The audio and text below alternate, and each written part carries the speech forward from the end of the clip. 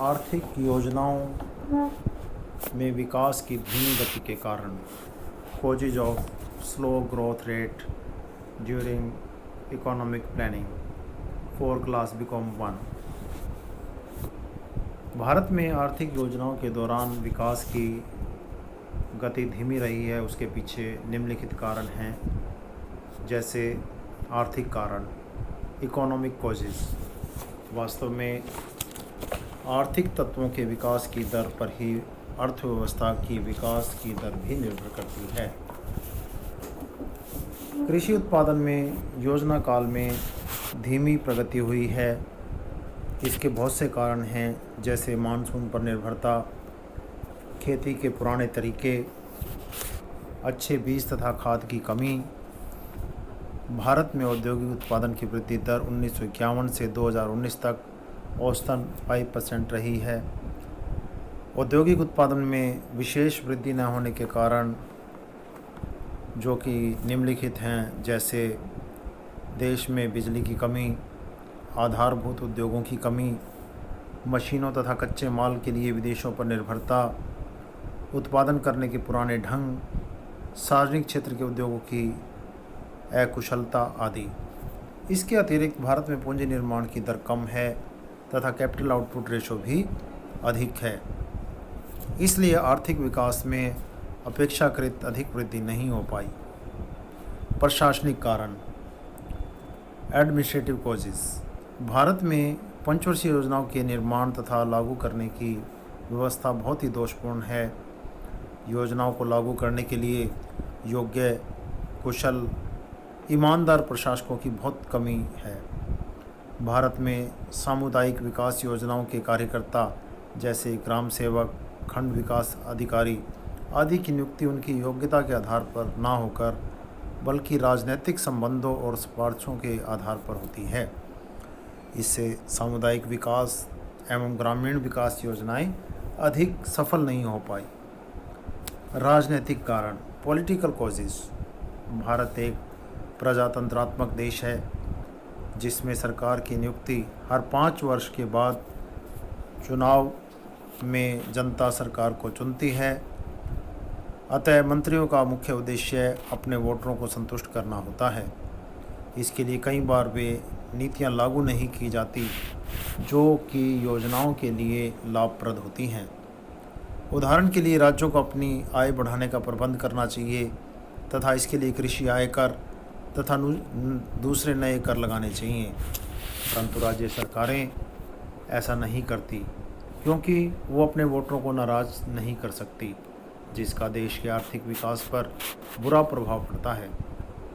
प्राकृतिक कारण, natural causes. योजनाओं के धीमे विकास पर प्राकृतिक कारणों का भी बहुत अधिक प्रभाव पड़ता है, जैसे वर्षा की कमी, बाढ़ आदि। हमारे देश की कृषि और उस पर आधारित उद्योगों पर प्राकृतिक कारणों का प्रभाव पड़ता है।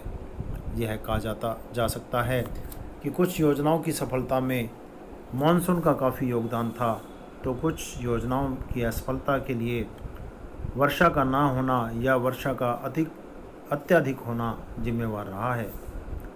भारतवर्ष की जलवायु बहुत गर्म है, जिसका श्रमिकों की कार्यकुशलता पर भी बुरा प्रभाव पड़ता है। सामाजिक कारण, सोशल कॉजेज।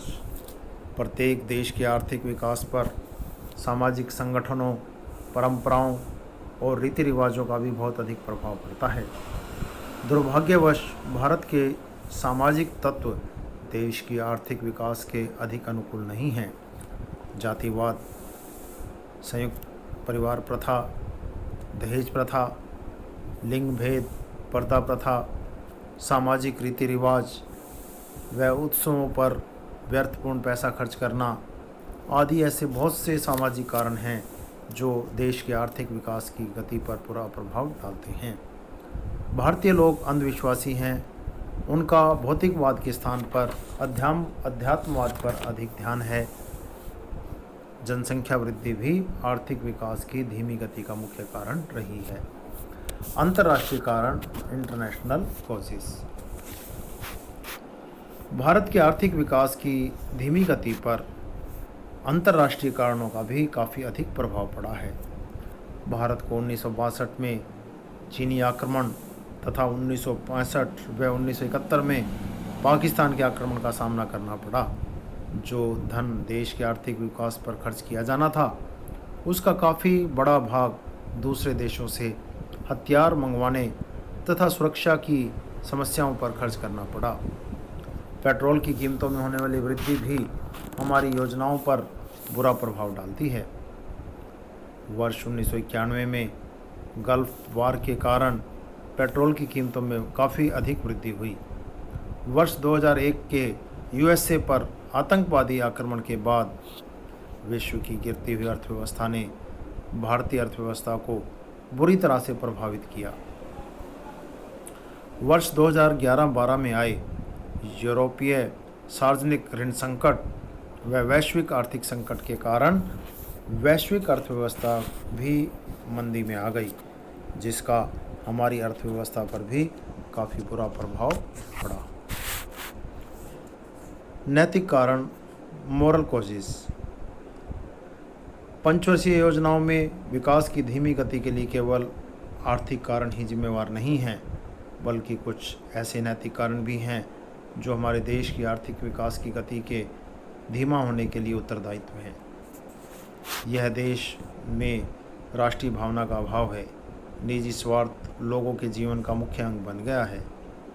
समाजवाद, राष्ट्रवाद और स्वतंत्रता केवल नारों के रूप में ही प्रयोग किए जाने वाले शब्द रह गए हैं।